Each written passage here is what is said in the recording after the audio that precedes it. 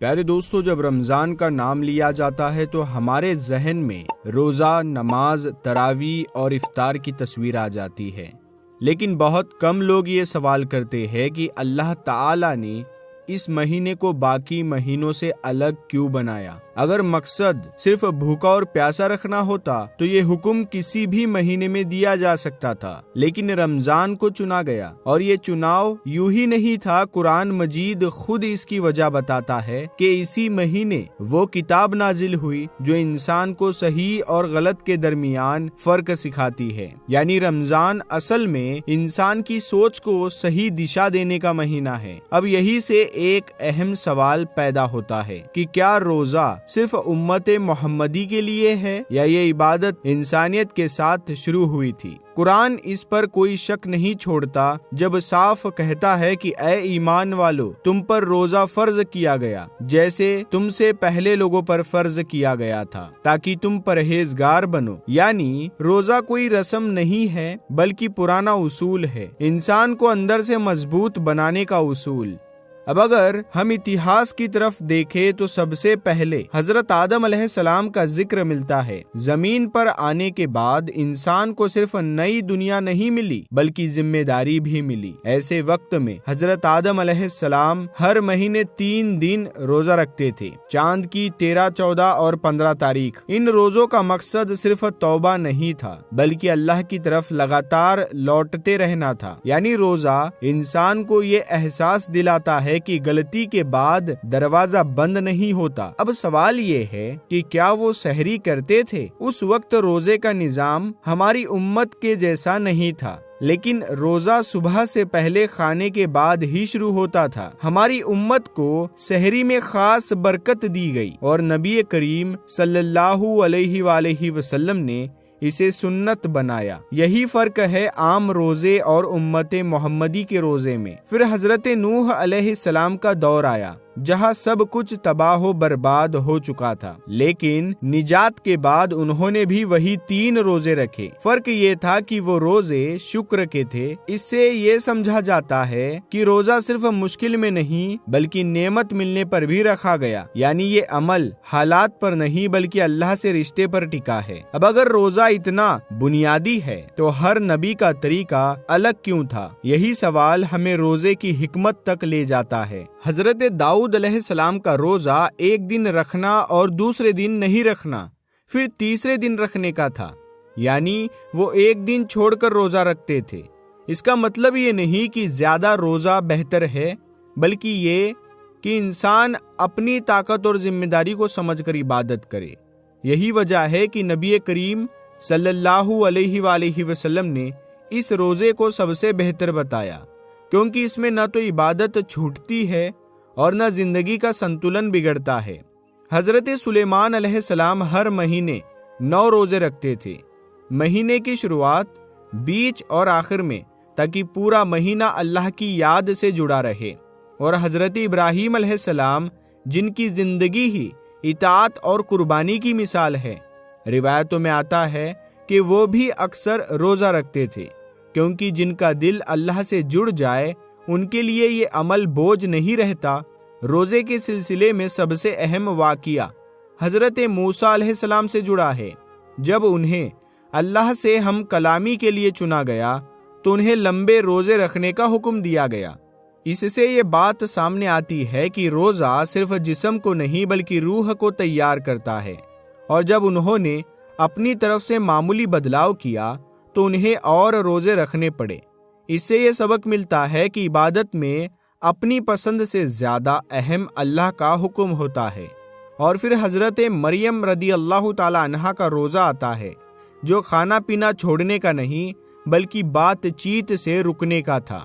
یعنی کبھی کبھی اللہ تبارک و تعالی انسان سے یہ چاہتا ہے کہ وہ اپنی زبان کو روکے، کیونکہ بہت سے گناہ وہی سے شروع ہوتے ہیں۔ اب سوال یہ اٹھتا ہے کہ جب روزہ پہلے سے موجود تھا تو رمضان کو ہی کیوں چنا گیا، اور کیوں امت محمدی کو پورے 30 دن روزے دیے گئے؟ کیا اس کی وجہ صرف تعداد تھی یا اس کے پیچھے کوئی گہری تربیت تھی؟ کیونکہ جس امت کو آخری پیغام اٹھانا تھا اسے سب سے مکمل ٹریننگ کی ضرورت تھی۔ اور یہی بات ہمیں اس دور کی طرف لے جاتی ہے جب مدینہ میں اسلام صرف عبادت نہیں بلکہ ایک پورا نظام بن رہا تھا۔ مدینہ کے اس دور میں جب اسلام ایک مکمل نظام کی شکل اختیار کر رہا تھا، اللہ تبارک و تعالی نے امت محمدی پر رمضان کے روزوں کو باقاعدہ فرض کیا۔ روایتوں کے مطابق یہ حکم ہجرت کے قریب 1.5 سال بعد 10 شعبان سن 2 ہجری میں نازل ہوا۔ یہ وہی وقت تھا جب نماز، زکوٰۃ اور دوسرے احکام بھی ترتیب کے ساتھ مکمل کیے جا رہے تھے۔ روزہ صرف عبادت نہیں بلکہ ایک پوری تربیت کا حصہ تھا، کیونکہ جس امت کو آخری پیغام اٹھانا تھا اسے صبر، اطاعت اور نفس پر کنٹرول سیکھنا ضروری تھا۔ اس سے پہلے بھی لوگ روزہ رکھتے تھے، لیکن رمضان کے پورے 30 روزے صرف اسی امت کو دیے گئے۔ اس کی وجہ یہ نہیں کہ پچھلی امتیں کم تھیں، بلکہ اس لیے کہ حالات بدل چکے تھے۔ اب ایک ایسی امت تیار کی جا رہی تھی جو ہر دور میں قائم رہ سکے۔ اس سے پہلے یہودی قومیں 10 محرم یعنی یوم عاشوراء کا روزہ رکھا کرتی تھی۔ نبی کریم صلی اللہ علیہ وآلہ وسلم مدینہ تشریف لائے اور ان سے اس کی وجہ پوچھی گئی تو انہوں نے بتایا کہ اسی دن اللہ نے انہیں فرعون سے نجات دی تھی اور دریا میں راستہ بنا دیا تھا۔ اس پر نبی کریم صلی اللہ علیہ وآلہ وسلم نے فرمایا کہ ہم موسیٰ علیہ السلام سے زیادہ حقدار ہے۔ پھر مسلمانوں کو بھی یہ روزہ رکھنے کا حکم دیا گیا۔ بعد میں جب رمضان کے روزے فرض ہوئے تو عاشوراء کا روزہ سنت کے درجے میں آ گیا۔ اس سے یہ بات صاف ہوتی ہے کہ اسلام پچھلی امتوں کی سچی عبادتوں کو ختم نہیں کرتا بلکہ انہیں صحیح مقام دیتا ہے۔ اب یہاں ایک اہم سوال اٹھتا ہے کہ رمضان میں آسمان کے دروازے کھلنے کا کیا مطلب ہے؟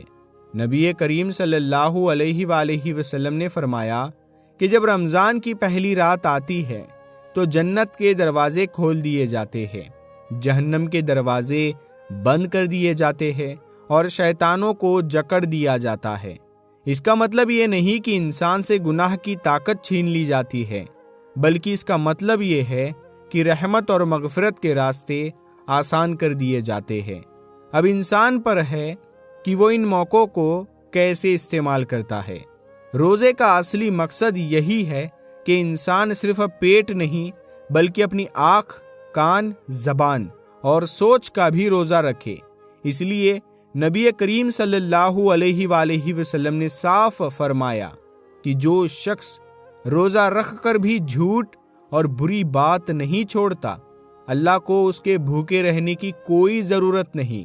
آج جب ہم سائنس کی طرف دیکھتے ہیں تو وہی باتیں نئے الفاظ میں سامنے آتی ہے۔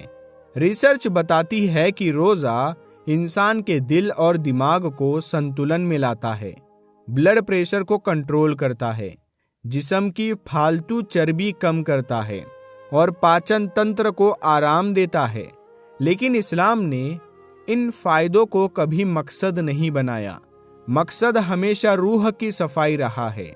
اللہ تعالیٰ نے یہ بھی صاف کر دیا کہ وہ اپنے بندوں پر سختی نہیں چاہتا، اسی لیے بیمار اور مسافر کو رعایت دی گئی کہ وہ بعد میں روزے پورے کر لے۔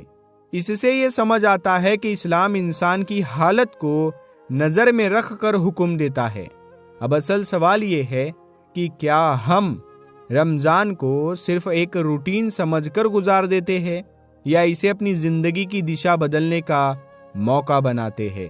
ہر رمضان آتا ہے اور چلا جاتا ہے، لیکن کامیاب وہی ہے جس کا رمضان اس کے بعد بھی جاری رہے، جس کی نماز بہتر ہو جائے، جس کی سوچ صاف ہو جائے، جس کی زبان میں احتیاط آ جائے اور جس کے دل میں اللہ کا ڈر بیٹھ جائے۔ روزہ ہمیں یہ سکھانے آتا ہے کہ اگر ہم اللہ کے لیے حلال چیز چھوڑ سکتے ہیں تو حرام چھوڑنا تو اور بھی آسان ہونا چاہیے۔ یہی وجہ ہے کہ روزہ صرف ایک مہینے کی عبادت نہیں بلکہ پورے سال کی تیاری ہے۔ آخر میں اللہ تعالیٰ سے یہی دعا ہے کہ وہ ہمیں رمضان کو صرف رکھنے کی نہیں بلکہ سمجھنے کی توفیق عطا فرمائے، ہمارے روزوں کو صرف بھوک اور پیاس نہ بنائے بلکہ تقویٰ کا ذریعہ بنائے، ہماری غلطیوں کو معاف فرمائے اور ہمیں ان لوگوں میں شامل کر دے جن کے لیے رمضان زندگی بدلنے کا سبب بن جاتا ہے۔ اگر یہ بات آپ کے دل تک پہنچتی ہو تو سمجھ لیجئے کہ پیغام پہنچ گیا۔ اسے دوسروں تک پہنچائے تاکہ یہ فائدہ آگے بھی جائے اور اللہ ہم سب کا مددگار ہو۔